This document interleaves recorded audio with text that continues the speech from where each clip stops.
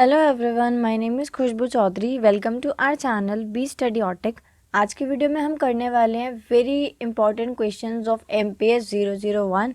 जून 2023 में आप लोगों के जो इग्नू के एग्ज़ाम्स हुए हैं या DU के एग्ज़ाम्स हुए हैं, मास्टर्स के, जो भी उसमें इंपॉर्टेंट क्वेश्चंस पूछे गए थे वो सब इस वीडियो में कवर है।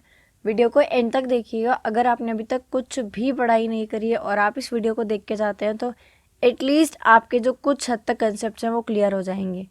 वीडियो को एंड तक देखिएगा और अच्छी लगी तो लाइक शेयर कमेंट ज़रूर करिएगा। और अभी तक आपने मेरे चैनल को सब्सक्राइब नहीं किया है तो जल्दी से जाके कर लीजिए।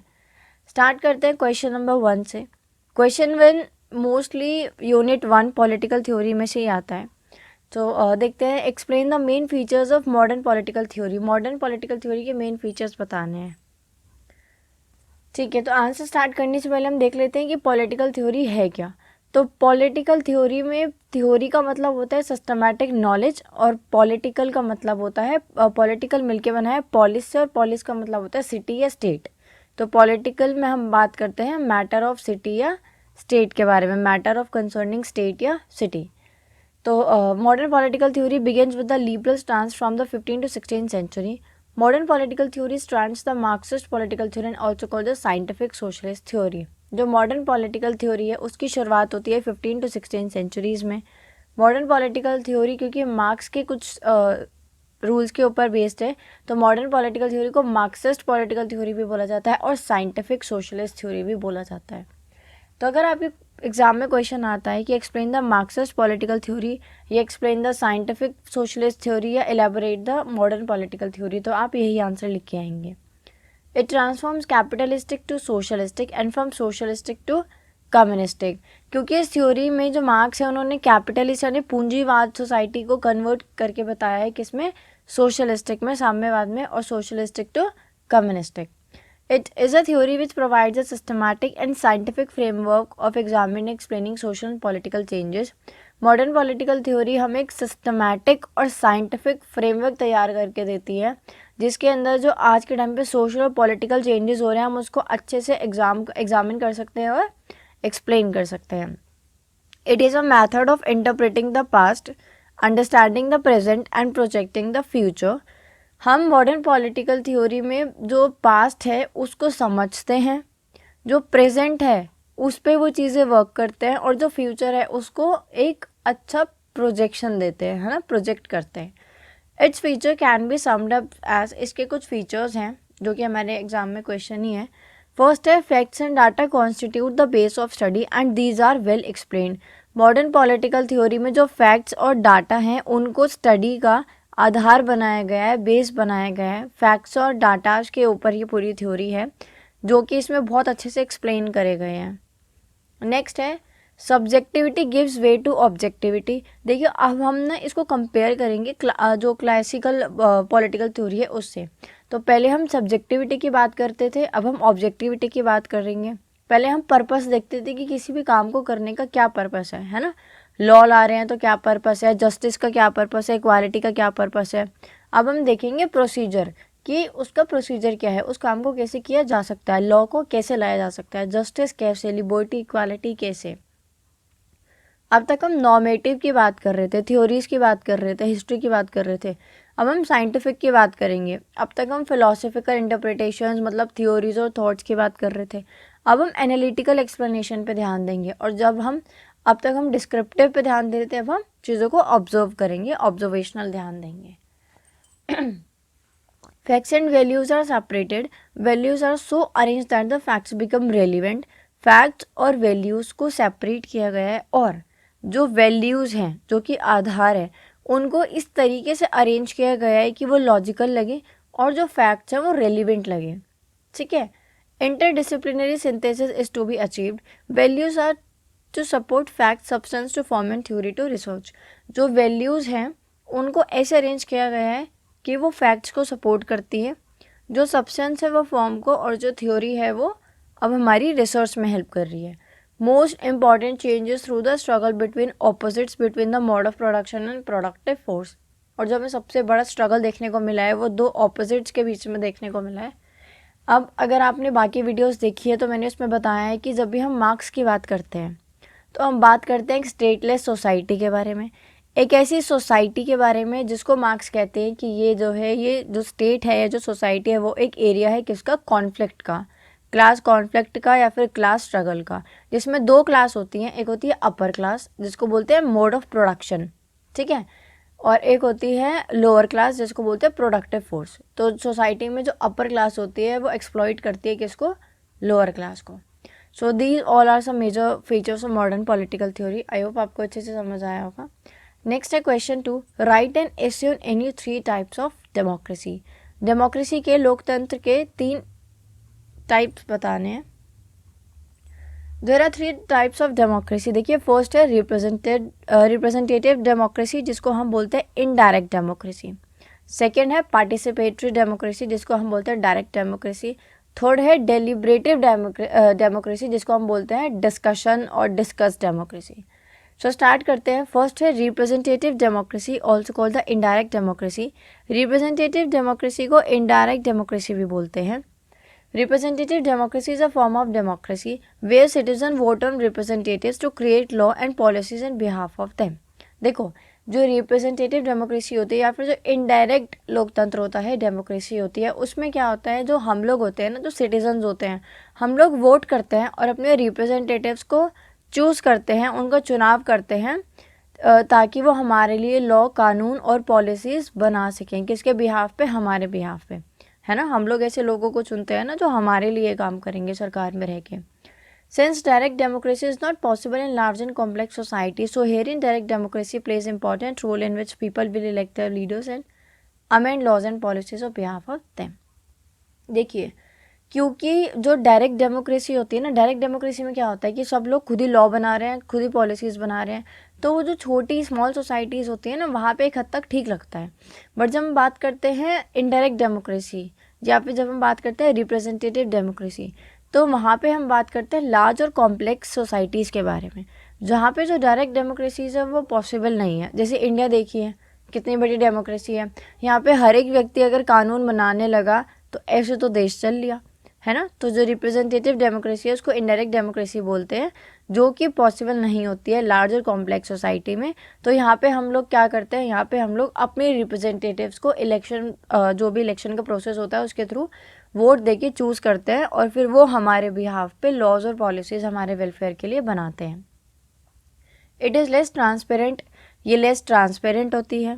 It is comparatively more efficient, लेकिन ये ज़्यादा एफिशिएंट होती है क्योंकि हम लोग चूज़ करते हैं ना हमारे लिए कौन बेस्ट है, भले बाद में कोई कैसा भी हो। हॉब्स एंड लॉक क्या कहते हैं, ये कहते हैं कि representative government was a form of government authorised by people to act on its behalf. कि ये कहते हैं कि जो रिप्रेजेंटेटिव सरकार होती है, गवर्नमेंट होती है, वो एक ऐसी गवर्नमेंट होती है जो कि हमारे यानी कि पीपल के बिहाफ पे बनती है, क्योंकि हम ही होते हैं ना सरकार बनाने वाले और बिगाड़ने वाले। Today representative government based on majority, for example India, US, UK और फ्रांस। और आज के टाइम पे जो रिप्रेजेंटेटिव गवर्नमेंट है वो मेजॉरिटी ऑफ कंट्रीज़ प्रैक्टिस कर रही हैं, जैसे कि हमारा भारत, यूएस, यूके और फ्रांस। नेक्स्ट है पार्टिसिपेटरी डेमोक्रेसी जिसको डायरेक्ट डेमोक्रेसी भी बोलते हैं। It allows the people to directly make laws and governance themselves. People make all the decision, there are no intermediate, the vote of directly determine all laws and policies of government. Participatory democracy या direct democracy में कोई vote वगैरह का system नहीं होता है। यहाँ पे क्या होता है कि जो लोग होते हैं, जो सिटीजन्स होते हैं, वो डायरेक्टली अपने लिए लॉ बनाते हैं, खुद को गवर्न करते हैं, खुद के लिए पॉलिसीज़ बनाते हैं, खुद के लिए डिसीजंस लेते हैं। The classical theory of participative democracy is found in the writings of Rousseau and John Stuart Mill. His theory depends upon the participation of every individual citizen in political decision making. Participative democracies की जो theories हैं, जो classical theory है, वो हमें किसके writings में मिलती है, जॉन स्टुअर्ट मिल और रूसो की थ्योरी में। उनकी थ्योरी डिपेंड होती है कि हर एक व्यक्ति को, हर एक इंडिविजुअल को पार्ट होना चाहिए, हिस्सा होना चाहिए डिसीजन मेकिंग का। ये कहते हैं कि जो गवर्नमेंट्स हैं वो हमारे वेलफेयर के लिए पॉलिसीज़ और लॉ बना रही है ना, तो हर एक व्यक्ति को खुद ही लॉ और पॉलिसी बना के खुद को गवर्न करना चाहिए, सबका डिसीजन मेकिंग में पूरा योगदान होना चाहिए। Participation is important not only decision making but also a way of protecting private interest of ensuring good government. अगर जो सब लोग हैं, जो सिटीजन्स हैं, पीपल हैं, वो खुद ही खुद को गवर्न करेंगे अपने लिए लॉज और पॉलिसीज़ बनाएंगे तो वो एक गुड गवर्नमेंट होगी, क्योंकि हम जानते हैं ना हमारे लिए क्या अच्छा है। तो फिर अगर हम सब मिल के डिसीज़न लेंगे और जो है पॉलिसीज़ और लॉज बनाएंगे तो हम पब्लिक और प्राइवेट दोनों इंटरेस्ट को ध्यान में रख के गुड गवर्नमेंट को इंश्योर करते हैं। इसीलिए ये कहते हैं कि पार्टिसिपेशन लोगों का बहुत ज़रूरी होता है डिसीजन मेकिंग में। लास्ट है deliberative means carefully thought through और डिस्कस्ड। सो डेलिब्रेटिव डेमोक्रेसी का मतलब होता है डिस्कस्ड डेमोक्रेसी, ठीक है। नाम से पता चल रहा है कि इसमें हम डिस्कस करते हैं कॉम्प्लेक्स प्रॉब्लम्स के ऊपर। So the term deliberative democracy was originally coined by Joseph Bassett in his 1980 work Deliberative Democracy. Joseph Bassett द्वारा ये जो टर्म है deliberative democracy इसको coin किया गया है। Deliberative democracy is something we need to integrate into our own, sorry ये हर नहीं own है, our own law making process to help solve more divisive and complex problem. ये कह रहे हैं कि डेलिब्रेटिव डेमोक्रेसी को हमें भी अपनाना चाहिए। इससे क्या होगा, जब भी हम कोई लॉ या पॉलिसी बना रहे हैं तो हम सबके साथ डिस्कस करेंगे और ज़्यादा अच्छी पॉलिसी निकल के आएगी, अच्छा डिसीजन ले पाएंगे। Deliberative democracy values open and public deliberation on the issue of common concern. Deliberative democracy एक ओपन प्लेटफॉर्म देता है जिसमें सब लोग आके डिस्कस करते हैं जो कॉम्प्लेक्स प्रॉब्लम्स होती हैं और उनके ऊपर फिर एक निर्णय, एक डिसीजन लिया जाता है। क्वेश्चन थर्ड है, remember that the happiest people are not those getting more but those giving more. अच्छा, बहुत सारे बच्चे ये जो स्टेटमेंट वाले क्वेश्चन होते हैं इनको देख के डर जाते हैं, पता नहीं क्या पूछ लिया, कहाँ से आ गया। बट ये जो स्टेटमेंट्स होती हैं ये बहुत इजी लैंग्वेज में होती हैं, हमें डरना नहीं है, पहले इनको पढ़ना है और स्टेटमेंट्स के बाद ही आपको सीधा सीधा क्वेश्चन भी पूछ लिया जाता है। जैसे कि क्वेश्चन थर्ड कहता है, remember that the happiest people are not those getting more but those giving more. ये कह रहे हैं कि जो हैप्पीएस्ट लोग होते हैं ना, जो बहुत खुश लोग होते हैं, वो नहीं होते कि जो ज़्यादा जिन्हें मिलता है, बल्कि वो होते हैं जो ज़्यादा गिव करते हैं, ज़्यादा देते हैं, है ना। Discuss the importance of concept and idea of justice in the light of statement. देखो उन्होंने डायरेक्ट क्वेश्चन पूछ लिया कि कंसेप्ट और आइडिया बताना है जस्टिस का, न्याय का।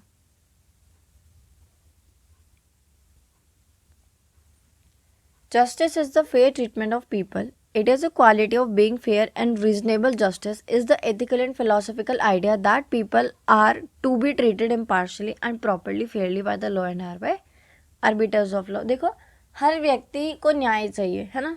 कोई भी नहीं चाहेगा कि उसके साथ बायसनेस हो या फिर उसके साथ इम्पार्शलिटी हो या कोई उसके फेवर में बोले, है ना, मतलब कोई किसी और के फेवर में बोले। तो जस्टिस, न्याय का मतलब होता है एक फेयर ट्रीटमेंट जो लोगों के साथ किया जाता है, सबको इक्वल ट्रीट करके, सबको रीजनेबल जस्टिस प्रोवाइड करके, इम्पार्शली तरीके से सबको न्याय देके हम जस्टिस के कंसेप्ट को समझेंगे। It also refers to the concept of order, lawfulness, moral behaviour, equality. Justice और न्याय कब मेंटेन होता है? जब जो लॉ एंड ऑर्डर है वो बना रहता है, लॉफुलनेस रहती है, इक्वालिटी बनी रहती है, लोग का मॉरल बिहेवियर अच्छा रहता है और लॉफुलनेस रहती है। अगर देखो सब अच्छे से बिहेव करेंगे, सबके पास इक्वालिटी होगी, तो न्याय कौन मांगेगा? कोई भी नहीं, क्योंकि सबके बीच में समानता है, किसी को न्याय की ज़रूरत ही नहीं है। So its origin comes from Latin word justice and now justice means equity. Justice का मतलब होता है इक्विटी या फिर राइटफुलनेस, है ना, राइटिशियसनेस।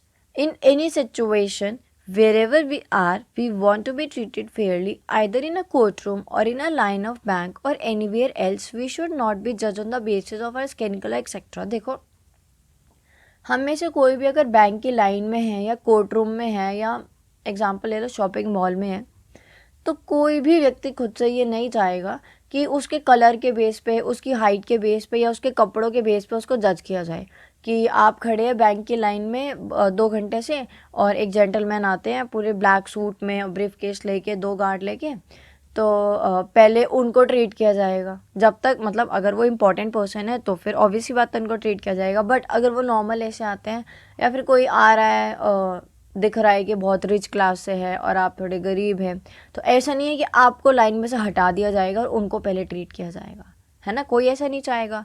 कोई ऐसा नहीं चाहेगा कि आप मॉल में किसी शॉप में जाते हैं, लेकिन भले आपके पास कितने पैसे हैं, आप अच्छे खासे पढ़े लिखे हैं, लेकिन आपका कलर अच्छा नहीं है, तो आपको वहाँ पे फिर कोई उस बेस पे आपके साथ इनजस्टिस करे, है ना। तो हर व्यक्ति चाहता है कि चाहे वो कोर्ट रूम में हो या बैंक की लाइन में या फिर कहीं भी, उसको उसके स्किन या कलर या किसी भी चीज़ के ऊपर नहीं उसके साथ डिस्क्रिमिनेशन हो, भेदभाव हो, उसको जस्टिस मिले।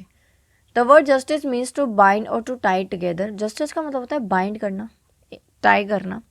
Justice organize people together into a right और fair order of relationship by distributing to each person his और her due share of rights and duties and rewards and punishments. Justice का काम होता है जिसको पनिशमेंट चाहिए उसको पनिशमेंट देना, जो रिवॉर्ड के काबिल है उसको रिवॉर्ड मिलना, हर व्यक्ति को हर व्यक्ति के हिस्से का राइट्स और ड्यूटीज़ प्रोवाइड कराना। यह है जस्टिस, यह है न्याय।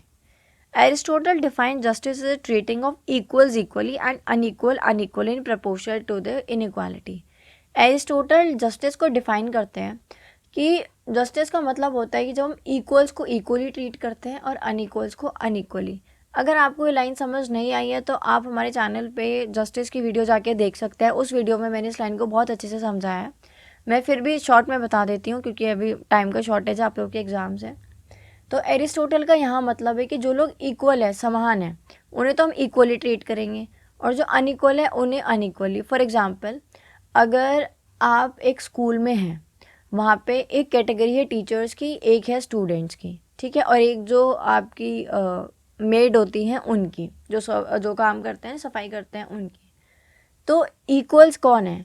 एक क्लास में 50 बच्चे हैं तो वो 50 इक्वल में आते हैं, तो हमें उन इक्वल्स को इक्वली ट्रीट करना है। टीचर्स 20 हैं तो वो 20 की 20 इक्वल हैं, उन्हें इक्वली ट्रीट करना है। 5 मेड हैं तो 5 मेड को इक्वली ट्रीट करना है। तो इक्वल्स इक्वली यानी सबको मतलब सबको एक जैसा, 50 बच्चों को एक जैसा, 20 जो टीचर्स हैं उनको और 5 जो मेड है उनको, और अनइक्वल्स को अनइक्वली। ऐसा तो नहीं है कि जो चीज़ टीचर्स को मिल रही है सेम बच्चों को मिले, नहीं, क्योंकि वो अनइक्वल है ना, डिफरेंस होता है ना। तो यही मतलब होता है एरिस्टोटल जो जस्टिस को डिफाइन करते हैं कि हमें इक्वल्स को इक्वल ट्रीट करना चाहिए और अनइक्वल्स को अनइक्वली। वरना अगर देखो, अगर जितनी सैलरी टीचर्स को मिल रही है उतनी सैलरी अगर मेड को मिलने लगे तो ये जस्टिस थोड़ी होगा, क्योंकि टीचर ने देखो कितनी पढ़ाई करी है, कितनी मेहनत करी है वहाँ पहुँचने के लिए, वहाँ जाके भी उनको वही सैलरी मिल रही है जो मेड को मिल रही है। तो ये तो इनजस्टिस हुआ ना, उनकी कैपेबिलिटी, उनकी स्किल्स के बेस पे, उनकी इंटेलिजेंस के बेस पे उनको वहाँ पे जो सैलरी है वो नहीं मिल रही है। तो इसका मतलब था कि इक्वल्स को इक्वली यानी टीचर्स को टीचर्स की तरह और मेड को मेड की तरह, अनइक्वल्स को इक्वली ट्रीट करो। According to Salmon, justice means to distribute the due share of everybody. Salmon कहते हैं कि जस्टिस का मतलब होता है कि जब हर किसी को उसके हिस्से का शेयर मिलता है। यहाँ पे शेयर की बात हो रही है, हर किसी को उसके हिस्से के राइट्स और लिबर्टीज़ और ड्यूटीज़ ये सब मिलते हैं। According to D Raphael, justice protect the right of individual as well as the order of society. तो जस्टिस होता है, वो न्याय होता है, वो एक इंडिविजुअल्स की राइट को तो प्रोटेक्ट करता है, साथ ही साथ सोसाइटी में एक ऑर्डर बना रहता है, ठीक है। नेक्स्ट क्वेश्चन है, discuss the Marxist and non Marxist view of concept of power. हम इस वीडियो में देखेंगे कि जो पावर होती है वो उसके मार्क्स और नॉन मार्क्सिस्ट व्यूज़ क्या है। देखिए मैं शॉर्ट में बता देती हूँ। पहली बात तो जो पावर होती है वो लीगल भी हो सकती है और इलीगल भी हो सकती है। पावर को लीगल कौन बनाती है? अथॉरिटी, है ना। जब हम बात करते हैं अथॉरिटी की तब हम बात करते हैं लीगल पावर की। बट जब हम सिर्फ पावर की बात कर सकते हैं तो वो तो अगर आपकी गली में कोई इंसान है जिसकी थोड़ी बहुत पहचान है तो वो भी वहाँ पे पावरफुल है, बट वो जो उनकी पावर है वो लीगलाइज नहीं है, वो किसी इंस्टीट्यूशन से उनको नहीं मिली है। अगर आप इसकी फुल वीडियो देखना चाहते हैं तो आप चैनल पर जाके देख सकते हैं, उसमें ये चैप्टर बहुत अच्छे से समझाया गया है। तो स्टार्ट करते हैं, different views on power. First है Marxist view on power. So Marx क्या कहते हैं? देखिए मैंने आपको भी बताया था, जब भी हम मार्क्स की बात करते हैं तो हम आंख बंद करके लिख सकते हैं कि मार्क्स कहते हैं सोसाइटी या स्टेट एक ऐसी जगह है जहाँ पे एक्सप्लॉयटेशन होता है और वो करता है जो हैव्स होते हैं। हैव्स मतलब मोड ऑफ प्रोडक्शन, जिनके पास सब है, अपर क्लास, रिच क्लास। दूसरी साइड होते हैं हैव्स नॉट, जिनके पास कुछ नहीं है, जो कि आते हैं पुअर क्लास में, है ना। सो देखते हैं। For marks the source of power in the society lies in the economic infrastructure. The basis of dominance of power is the ownership of force of production. The ruling class, those who own the force of production, uses power to exploit and oppress the subjected class and society. For Marx, the source of power, Marx के लिए जो source of power है society के अंदर, वो लाई करता है किसके अंदर? इकोनॉमिक इंफ्रास्ट्रक्चर के अंदर। जो डोमिनेंस का जो बेसिस है ना वो इकोनॉमिक इंफ्रास्ट्रक्चर है, और उसको कौन ओन करता है? फोर्स ऑफ प्रोडक्शन या फिर अपर क्लास और रिच क्लास। जो रूलिंग क्लास होती है वो एक्सप्लॉइट करती है, ऑप्रेस करती है, दबाती है, शोषण करती है किसका? जो लोअर क्लास होती है सोसाइटी के अंदर। Marks also propose the class theory of power that there are two classes in each society. One is the class of rich haves and the other is the class of poor have nots. Marks कहते हैं समाज के अंदर, society के अंदर दो classes होती हैं. पहली होती है रिच जो हैव्स में आती है और पुअर जो कि हैव्स नॉट में आती है. हैव्स का मतलब होता है रिच क्लास, डोमिनेंट क्लास जो कि ओन करती है मीन्स ऑफ प्रोडक्शन को. दूसरी होती है हैव नॉट्स और पुअर क्लास जो कि सोसाइटी का, समाज का वीकर सेक्शन होता है और ऑप्रेस करता है, दबाता है किसको, अपर क्लास को.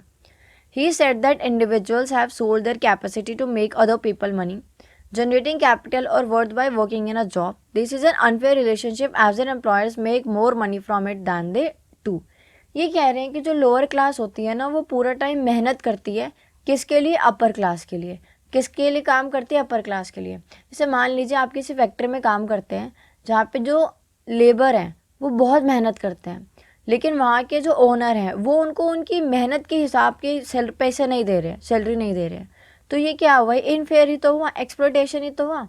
आपसे 12 घंटे काम करा के आपको 4 घंटे की सैलरी दे रहे हैं, तो ये क्या हुआ, एक्सप्लॉयटेशन ही तो हुआ. So the people in power seek to maintain this relationship because it maintains they have a controlling everyone. They can always refuse to pay. और वो कभी भी मना कर सकते हैं कि मैं तुम्हें पे नहीं कर रहा. कोई अच्छा खासा बड़ा आदमी है, नाम है, पैसा है, कोई फैक्ट्री या बिजनेस चल रहा है, उसके यहाँ कोई व्यक्ति काम कर रहा है, थोड़ी सी बहस हो जाए, वो कह देगा ठीक है जाओ, मैं पैसे नहीं दे रहा, बहुत लोग हैं मेरे पास काम करने वाले, है ना.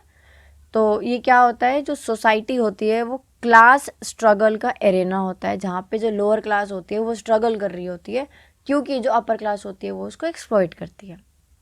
If only we woke up and realise this was the case, change things in a favour, the world view will be better place entirely. अगर जो मजदूर है, जो लेबर क्लास है, वो उठे और वो एहसास करे इस चीज़ का कि आप जो मेहनत कर रहे हो ना वो वर्थ इट है, आपको उसके लिए ज़्यादा मिलना चाहिए, तो ये जो एक्सप्लॉयटेशन है ये खुद बहुत हद तक कम हो सकता है और एक बेटर प्लेस ये वर्ल्ड जो है वो लोगों के लिए बन सकता है. अब देखते हैं non Marxist views on power. Some of the western thinkers have talk about the biological concept of power. Going back to the Greek days, Aristotle viewed power as a natural condition of society, nature determining the character and process of society. Some of the leading western sociologists were not in favor of tendency towards biologism. देखो, हम इसमें देखेंगे कुछ जो western thinkers हैं वो biological concept को support करते हैं, लेकिन जो एरिस्टोटल है उन्होंने जो पावर है उसको समाज की, सोसाइटी की एक नेचुरल कंडीशन बताया है. कैसे, अब हम वो आगे देखते हैं. जैसे कि जॉर्ज बोर्ड्यू क्या कहते हैं, he emphasize that power society were born together. George Burdeau कहते हैं कि जो पावर है और जो सोसाइटी है वो एक साथ बॉर्न हुए हैं. इस चैप्टर की जो वीडियो है उसमें मैंने ये चीज़ समझाई हुई है, लेकिन मैं अब शॉर्ट में आपको बता देती हूँ कि जो पावर है वो सोसाइटी के साथ कैसे आई. पहले सोसाइटी जो थी कुछ लोगों का ग्रुप था, वहाँ पे देखा गया है कि इतने सारे अलग अलग कल्चर से लोग आके रह रहे हैं, तो इनके बीच में कुछ नियम कायदे कानून भी होने चाहिए ताकि ये लोग पीसफुल तरीके से रह सके. उसके बाद देखा गया है कि अब एक अथॉरिटी भी चाहिए, भाई किसी के हाथ में पावर तो हो जो इस चीज़ को देखे कि सब अच्छे से चल रहा है नहीं चल रहा. फिर वो एक सिविल सोसाइटी और एक पॉलिटिकल सोसाइटी और फिर एक स्टेट बना. तो इसलिए जॉर्ज बोर्ड्यू कहते हैं कि जो पावर है और जो सोसाइटी है वो एक साथ बॉर्न हुए हैं. जॉन विलियम कहते हैं conceive power as a social organization which is inherent from a social group. John William Lapierre कहते हैं कि जो पावर है वो सोशल ऑर्गेनाइजेशन जो कि एक सोशल ग्रुप से मिलती है. हर्बर्ट साइमन कहते हैं have presented a very narrow definition of power. Simon uses the concept of power and influence synonym.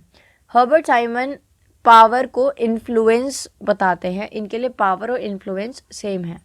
ऐसे ही George Bergeron, he uses the term power and devises this term to be replaced by the concept of control. जैसे Herbert Simon power और influence को एक समान देखते हैं, ऐसे जॉर्ज बेर्जरॉन पावर और कंट्रोल को एक समान देखते हैं. Steven Lukes in his book Power 1974 A radical views talks about three phases or the dimensions of power. According to him, power has the ability to influence the pattern and the process of decision making framework. Steven Lucas ने अपनी book Power 1974 में कुछ radical views दिए हैं, 3 phase बताए और dimension बताई हैं पावर की. उनके हिसाब से जो पावर होती है ना उसमें इतनी एबिलिटी होती है कि जो पूरा पैटर्न और प्रोसेस होता है ना डिसीजन मेकिंग का वो उसको बदल के रख देती है. अगर आपने कोई फैसला लिया है, कोई फ्रेमवर्क तैयार किया है, कोई डिसीजन लिया है, लेकिन कोई ऐसा व्यक्ति है जिसके हाथ में पावर है, ऐसी ऑर्गेनाइजेशन है जिसके हाथ में पावर है, तो वो 2 सेकेंड में आपके पूरे फ्रेमवर्क को बदल के रख सकती है ना। It also has the ability to influence political agenda and control people thought. ये कहते हैं पावर में इतनी पावर होती है, पावर में इतनी शक्ति होती है कि वो एक इंसान से वो भी करा सकती है जो वो नहीं करना चाहता। ये एक इंसान के थॉट को कंट्रोल करती है। नेक्स्ट क्वेश्चन देखते हैं।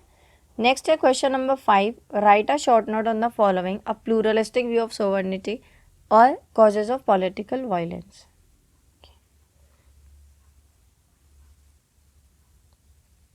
स्टार्ट करते हैं। ए है pluralistic view of sovereignty. The prominent writers of pluralistic concept of sovereignty are Paul, Durkheim, Maclebo, Laski, Barker, Cole et cetera. ये कुछ प्रोमिनेंट लीडर्स हैं या फिर थिंकर्स या राइटर्स कह सकते हैं प्लूरलिस्टिक कंसेप्ट ऑफ सोवरेनिटी के। According to them the determination was possible in old days when the king rule with the absolute power. देखो जो ऑस्टिन कंसेप्ट ऑफ सोवरेनिटी है ना, उसमें वो ये कहते हैं कि पुराने टाइम का वो एग्जाम्पल लेते हैं कि हम सोवरेनिटी को पुराने टाइम से जोड़ सकते हैं। मैं बता देती हूँ सोवरेनिटी होता क्या है। सोवरेनिटी का मतलब होता है कि एक स्टेट या एक नेशन पूरी तरीके से फ्री है कि वो अपने डिसीजंस, अपने सिटीजन्स के लिए पॉलिसीज़, लॉ, ऑर्डर ये सब खुद बना सकता है बिना किसी इंटरनल या एक्सटर्नल इंटरफेरेंस के। ठीक है, तो यहाँ पे जो ऑस्ट्रेलिया, यहाँ पे ये कहते हैं कि पुराने टाइम पे क्या होता था कि जो किंग होता था ना, उसके ऊपर भी एक पावर होती थी। किसकी पावर? जो चर्च होता था उसकी पावर। तो उसके बाद चीज़ें प्रोसेस में चलती गई। इस चैप्टर के ऊपर भी वीडियो है, अगर आप देखना चाहते हैं तो फिर आप चैनल पे जा सकते हैं, प्लेलिस्ट में आपको वीडियो मिल जाएगी। तो ऐसे चलते चलते क्या हुआ कि एक प्लूरल जो ये थिंकर्स हैं, इन्होंने अपना व्यू दिया। इन्होंने कहा कि हम पुराने टाइम से सोवरेनिटी को कनेक्ट नहीं कर सकते, क्योंकि सोवरेनिटी का मतलब क्या होता है कि एक व्यक्ति के हाथ में पावर है, एक स्टेट के हाथ में पावर है कि वो खुद को खुद के लिए फैसले ले रही है, अपने सिटीजन्स के लिए खुद से फैसले ले रही है, लॉ और पॉलिसीज़ ये सब बना रही है।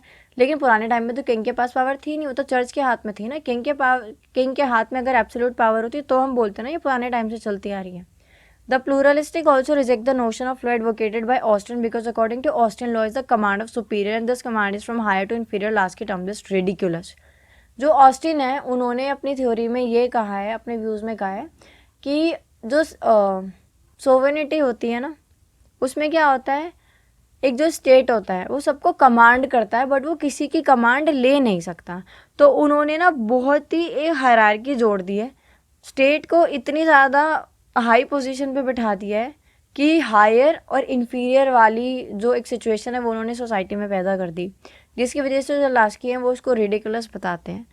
क्योंकि the pluralistic believes that in modern times the political system is based on the concept of popular sovereign with the government is responsible to the people who can make और unmake the government. क्योंकि ये कहते हैं आज के time पे ना जो गवर्नमेंट है, जो सरकार है या जो डेमोक्रेसी है, वो इस बेस पे चलती है कि वो मतलब पीपल के, सिटीजन्स के बेस पे चलती है। क्योंकि सरकार को बनाने और बिगाड़ने वाले हम हैं और सरकार को हमने बनाया है, तो सरकार हमारे लिए अच्छी पॉलिसीज़ और फैसले और लॉ ऑर्डर ये सब बनाएगी। अगर नहीं बनाएगी तो हम उसको हटा देंगे। इलेक्शंस होते हैं ना, हमारी मर्जी है ना हम कौन सी सरकार को रखना चाहते हैं, कौन सी को नहीं रखना चाहते हैं।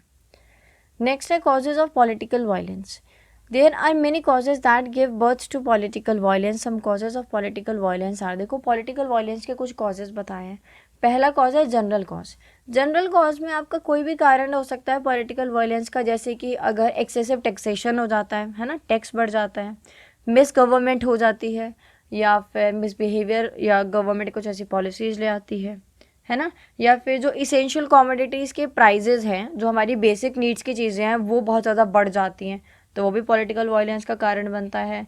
अगर जो सरकार है वो अपनी पावर का एक्सेसिव यूज़ करती है तो वो भी कारण बनता है, और इनजस्ट जो ट्रीटमेंट होता है वो भी कारण बन सकता है, पॉलिटिकल वायलेंस का जनरल कॉज बन सकता है।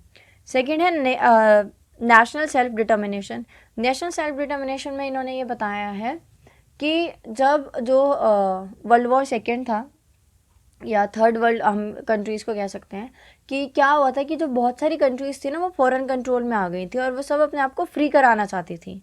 तो इसको लेके भी बहुत सारे पॉलिटिकल वायलेंस हुए क्योंकि सब फ्रीली रहना चाहते हैं ना, कौन किसके कंट्रोल में रहना चाहता है आज के टाइम पे। और इसके कुछ एग्जांपल्स हैं, जैसे कि इंडिया में बहुत सारे पॉलिटिकल वायलेंस होते रहते हैं या हुए हैं, जैसे कि नागालैंड में और मणिपुर में और आपका जम्मू कश्मीर में, है ना। थर्ड है आइडियोलॉजी। तो देखिए आइडियोलॉजी आज के टाइम पे मॉडर्न टाइम्स में हम कह सकते हैं कि सबसे बड़ा कारण है, क्योंकि बहुत सारी आइडियोलॉजीज हम देखते हैं, फेमिनिज्म है, रियलिज्म है, फैसिज्म है, पैसिफिज्म है, और आपका सोशलिज्म है, मार्क्सिज्म है, लिबरलिज्म है ना, मल्टीकल्चरिज्म। बहुत सारी आइडियोलॉजीज हैं। हर आइडियोलॉजी अपने आप को सुपीरियर बताती है और सामने वाले को ख़राब बताती है या नीचा बताती है, ठीक है। तो आइडियोलॉजीज बहुत बड़ा कारण है आज के टाइम पे पॉलिटिकल वायलेंस का। नेक्स्ट है रिलीजियस एंड एथनिक कॉन्ट्रैक्ट। अगर हम भारत की बात करें तो हमारे भारत में कितने सारे अलग अलग जगह पे अलग अलग लोग रहते हैं। कुछ किलोमीटर्स के अगर हम आगे बढ़ेंगे तो बोली बदल जाती है। अगर हम बात करें यूपी की, तो यूपी में हम कुछ किलोमीटर्स की दूरी पर जाएंगे और हमें एक नई बोली देखने को मिलेगी। तो ये कारण है मल्टीकल्चरिज्म की वजह से। और इसी की वजह से क्या है, मतलब बोली की वजह से नहीं, जब इतने सारे लोग एक साथ रहेंगे तो कहीं ना कहीं सब अपने आप को सुपीरियर मानते हैं। तो रिलीजियस और एथनिक कॉन्ट्रैक्ट भी पॉलिटिकल वायलेंस का कारण बनता है। नेक्स्ट है political conflict between groups of elites के बीच में जब कॉन्फ्लिक्ट्स होते हैं तो वो भी पॉलिटिकल वायलेंस का कारण बनता है। और नेक्स्ट है economic condition and the concept of relative depreciation. कभी कभी सरकार कुछ ऐसी पॉलिसीज़ लेके आ जाती हैं जो शायद कहीं ना कहीं जो रिच क्लास है उनके सपोर्ट में होती है, और जिसकी वजह से जो पुअर सेक्शन है वो और पॉवर्टी की तरफ बढ़ता चला जाता है। और भी पॉलिटिकल वायलेंस के कारण हो सकते हैं, जैसे कि अनएम्प्लॉयमेंट हो सकता है ना। और वो जो हमने फर्स्ट जनरल कॉज में डिस्कस किया था कि एक्सेसिव टैक्सेशन हो सकता है, टैक्स बढ़ जाए तो। ये जो इसेंशियल कमोडिटीज़ जो हमारी बेसिक नीड्स की चीज़ें हैं, अगर उसमें भी हाइक हो जाए प्राइस में, वो भी बहुत ज़्यादा प्राइस बढ़ जाए, तो भी पॉलिटिकल वायलेंस हो सकता है। तो ये सभी कारण होते हैं, और भी बहुत सारे कारण होते हैं जिनकी वजह से पॉलिटिकल वायलेंस हो सकता है। नेक्स्ट है question number 6, explain the importance of civil society and discuss its relationship with state. Civil society क्या है, क्या उसकी इंपॉर्टेंस है, उसके क्या स्टेट के साथ रिलेशंस हैं, चलिए देखते हैं। The concept of civil society includes assumptions, values and institutions such as political, social and civil right, the rule of law, public sphere and all kind of associations। Civil society का जो concept है उसमें हम बात करते हैं assumptions की, values की, इंस्टीट्यूशंस की, जो भी हमारे पॉलिटिकल, सोशल और सिविल राइट्स होते हैं, जो भी हमारा लॉ होता है, पब्लिक स्फेयर होता है, एसोसिएशंस होती हैं, ग्रुप्स होते हैं, ऑर्गेनाइजेशंस होती हैं, ये सब किसके अंदर आता है, सिविल सोसाइटी के अंदर। According to Chandhoke, as a public sphere where individuals come together for various purposes, both for the self-interest and for the reproduction of an entity called society। इनके हिसाब से सिविल सोसाइटी एक ऐसी जगह है जहाँ पे सब लोग मिलके या तो सेल्फ इंटरेस्ट या फिर पब्लिक स्फेयर के बारे में बात करते हैं, प्रॉब्लम्स के बारे में बात करते हैं, सॉल्यूशंस को ढूंढते हैं। तो वही वो जो एक जगह है, पब्लिक स्फेयर है, उसको ही सोसाइटी बोला गया है। हम इसका एग्जांपल ले सकते हैं कि मोस्टली ये चीज़ वैसे मैंने दिल्ली एनसीआर में देखी है, बाकी आप जहाँ रहते हैं वहाँ भी होगी। तो या तो रोज़ डेली मतलब रात को, या फिर सैटरडे या संडे या फ्राइडे नाइट्स को सब दोस्त और सब आपस में मिलते हैं। कोई एक जगह आप आइसक्रीम शॉप पे मिल सकते हैं, या आपको एक चाय की ठेली हो सकती है, आप स्टारबक्स में मिल सकते हैं, मैकडी में मिल सकते हैं। तो हो सकता है सैटरडे संडे आप दोस्त कहीं मिलते हो, वहाँ पे आप लोग बात करते हो कि अच्छा सोसाइटी में ये चल रहा है, अच्छा मेरे साथ ये चल रहा है ना। तो ये क्या है, एक जगह जहाँ पे जो प्रॉब्लम्स हैं उसको डिस्कस किया जा रहा है, सोल्यूशन निकाला जा रहा है, वो एक सिविल सोसाइटी होती है। For liberal civil society means democratic state together with accountability of state. Liberals के लिए सोसाइटी, सिविल सोसाइटी क्या होती है, जहाँ पे जो एक डेमोक्रेटिक स्टेट होता है वो एक सिविल सोसाइटी होती है। मार्क्सिस्ट के लिए, जैसे कि मैंने आपको अभी पहले भी बताया था, मार्क्सिस्ट के लिए सिविल सोसाइटी का मतलब होता है an arena of the class conflict और एक्सप्लॉयटेशन। एक ऐसा एरेना, एक ऐसी जगह जो कि जहाँ पे सिर्फ क्या होता है, एक्सप्लॉयटेशन होता है और क्लास कॉन्फ्लिक्ट होता है। Relationship between state and civil society में हम देखते हैं, फर्स्ट है the societies are prior to state. देखो मैं बताती हूँ, पहले बनी सोसाइटी, मान लीजिए 50 लोग इकट्ठा हुए, उन्होंने एक समाज बना लिया। फिर देखा अब इतने लोग हैं, अलग अलग धर्म जाति के रंग रूप के हैं, तो अब इनके लिए हमें क्या चाहिए, कुछ भाई लॉ एंड ऑर्डर भी चाहिए, तभी तो एक साथ रह पाएंगे, वरना सब पूरे टाइम भिड़ते रहेंगे, आपस में लड़ते रहेंगे। तो बनी civil society.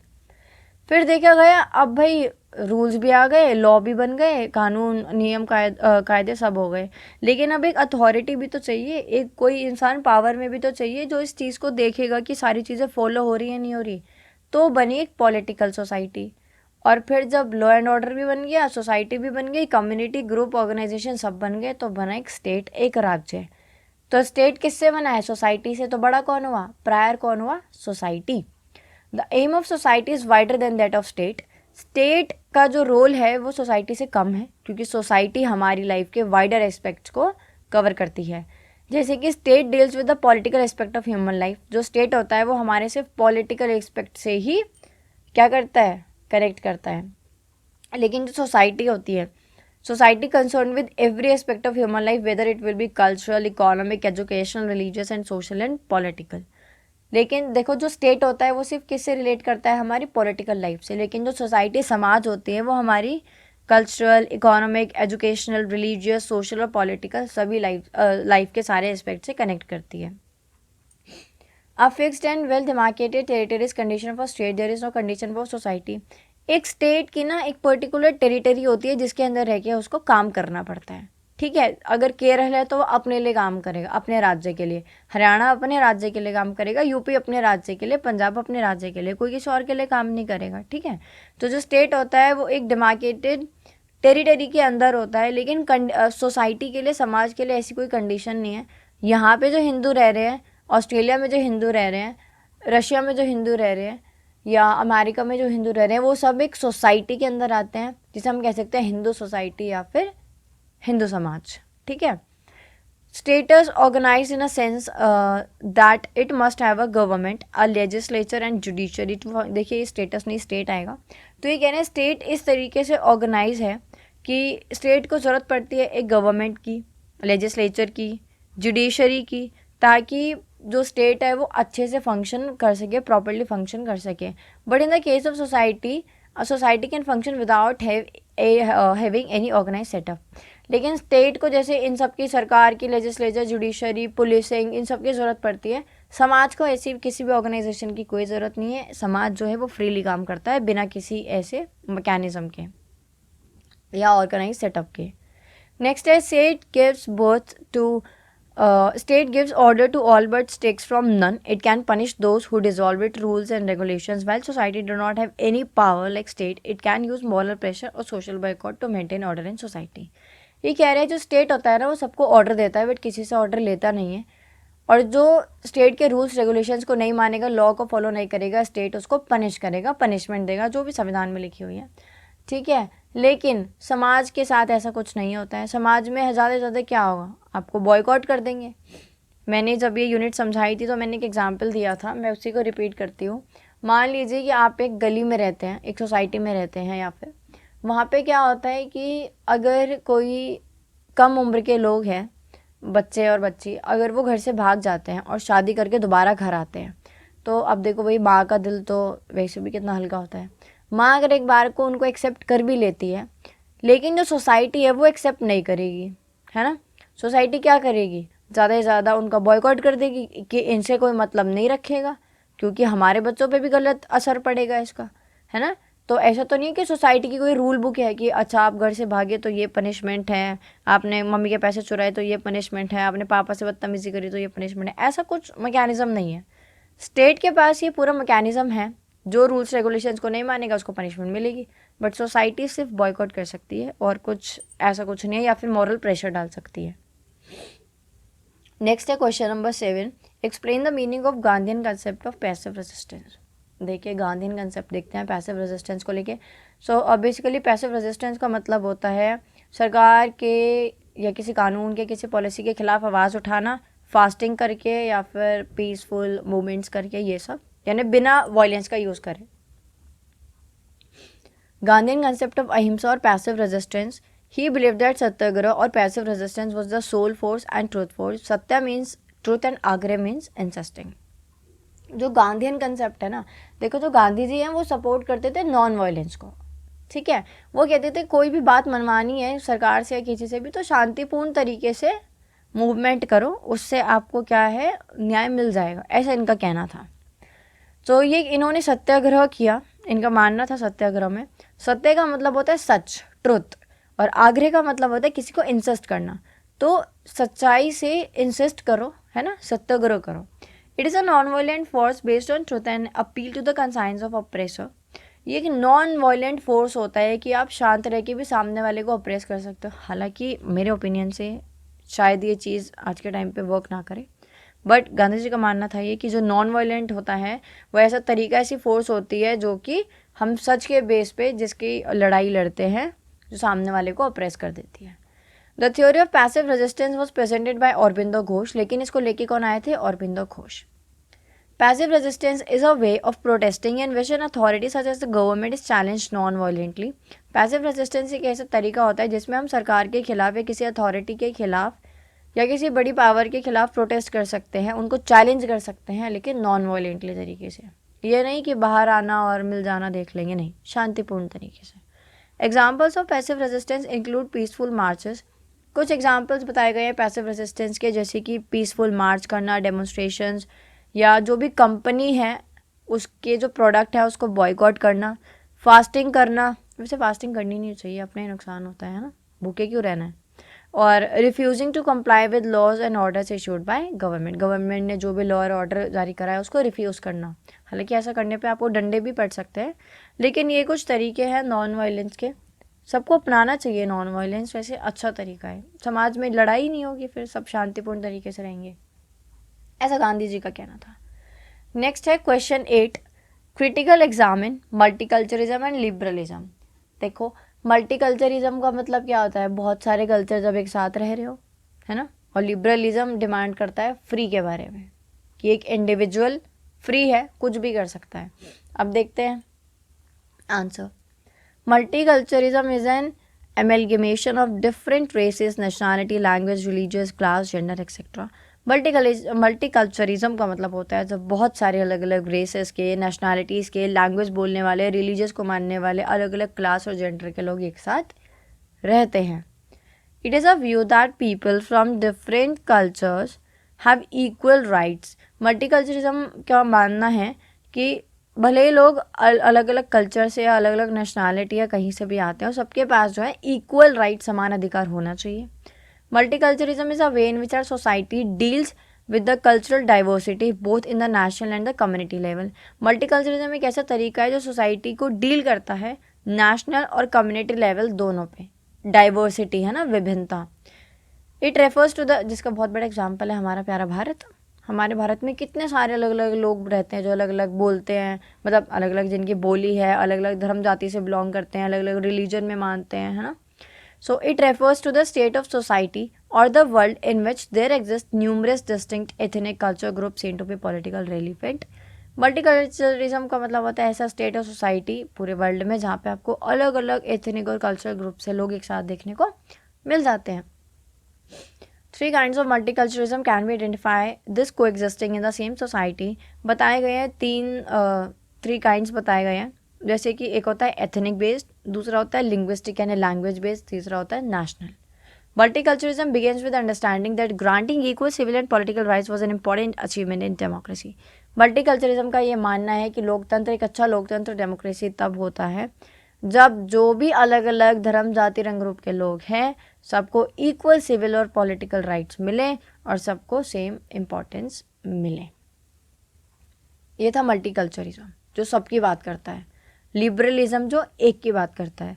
Liberalism is the dominant ideology of the present day western world. देखो आज के टाइम में वेस्टर्न वर्ल्ड में ना जो लिबरलिज्म है वो काफ़ी डोमिनेंट आइडियोलॉजी रही है।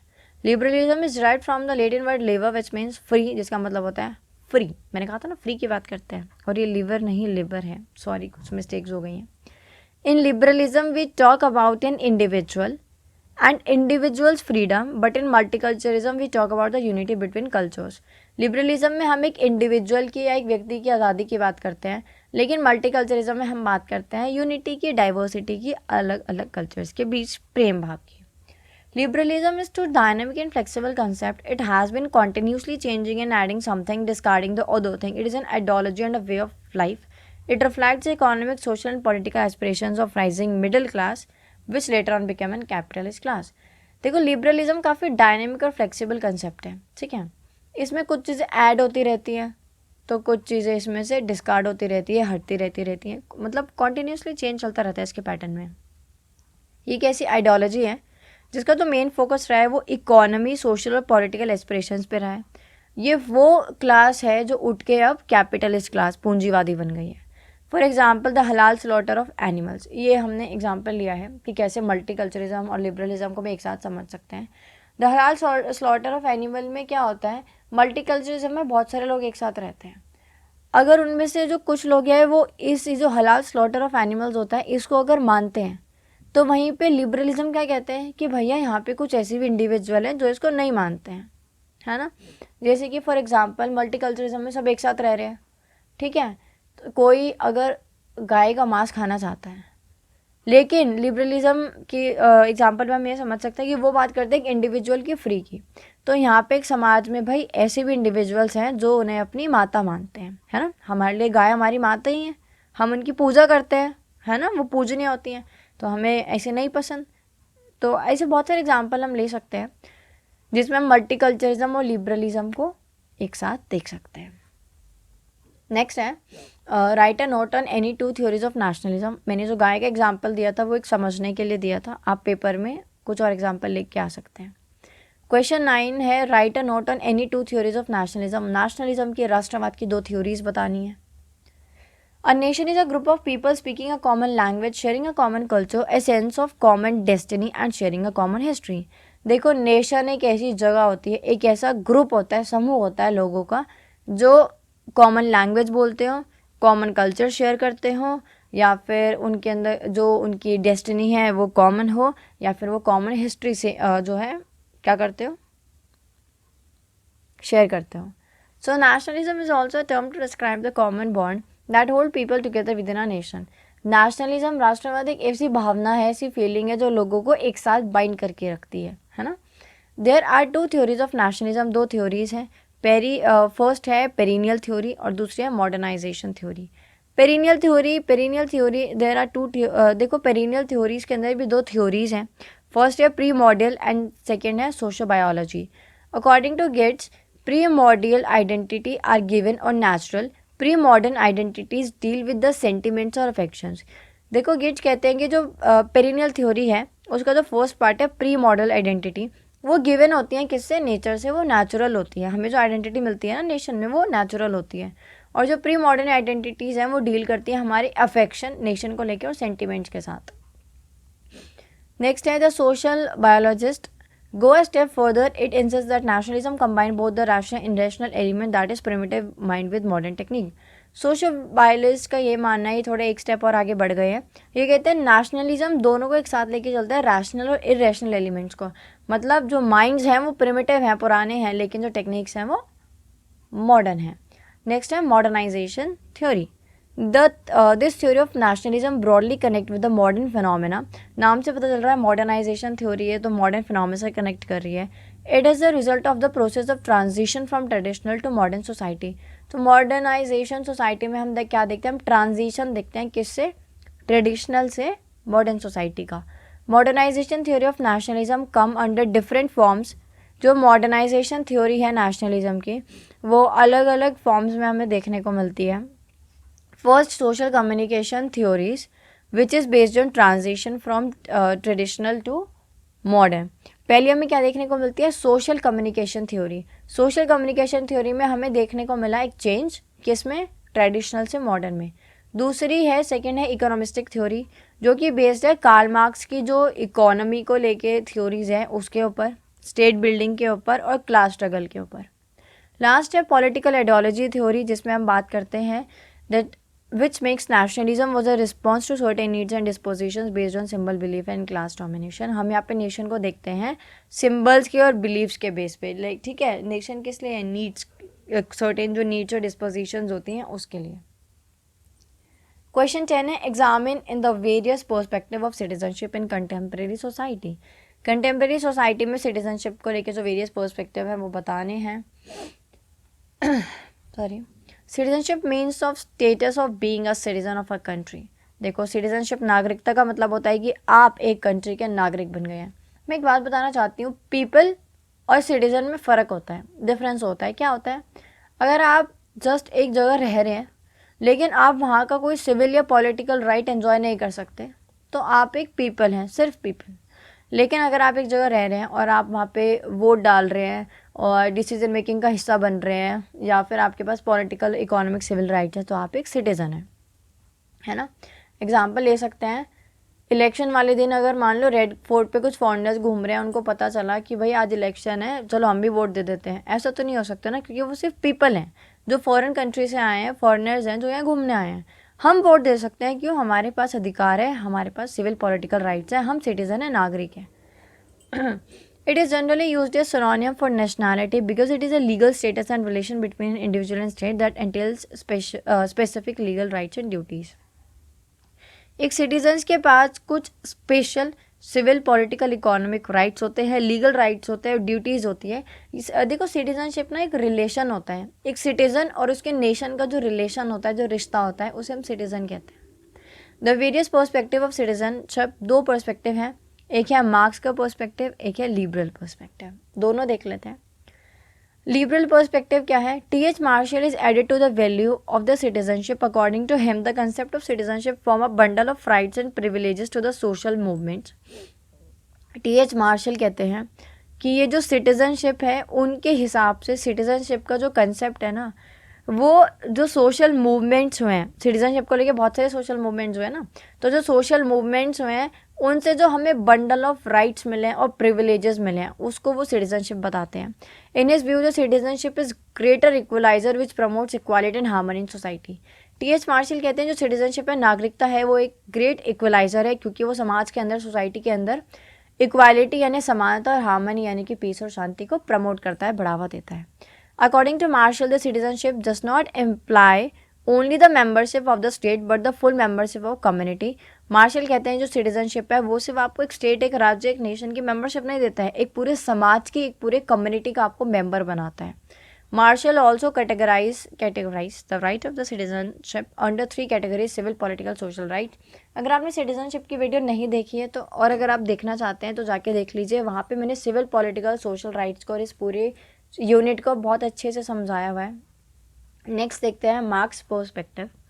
Marxist tradition did not mention directly the concept of citizenship. Marks ने कोई डायरेक्टली कोई सिटीजनशिप के कंसेप्ट को नहीं बताया है। It is reflected in Marxist theory of state and society. Marxist concept of state reflect the class bias as existing in any society. देखो भाई, मार्क्स घूम फिर के एक ही बात करते हैं कि समाज के अंदर, सोसाइटी के अंदर क्या हो रहा है, क्लास बायसनेस हो रही है, अपर और लोअर के बीच। Marxism concept is related with the division of classes and its roots come from the economic structure of society. Marks कहते हैं कि भाई देखो, जो समाज है, जो सोसाइटी है, उसका जो इकोनॉमिक स्ट्रक्चर है, कुछ उसमें ही खराबी है, उसकी वजह से क्लास में डिवीजन ऑफ क्लासेस होता है ना। समाज में क्या होता है, डिवीजन होता है, किसके बीच, अपर क्लास और लोअर क्लास। अपर क्लास यानी मीन्स ऑफ प्रोडक्शन यानी हैव्स, और लोअर क्लास यानी weaker section, oppressed bye upper class या फिर पुअर सेक्शंस। ठीक है, तो ये थे लिबरल और मार्क्स के पर्सपेक्टिव। तो आपकी वीडियो यहाँ पे कंप्लीट होती है। अगर आपको वीडियो अच्छी लगी है तो हमारे चैनल को ज़्यादा से ज़्यादा लाइक और शेयर करें। अभी तक सब्सक्राइब नहीं करा है तो सब्सक्राइब कर लीजिए।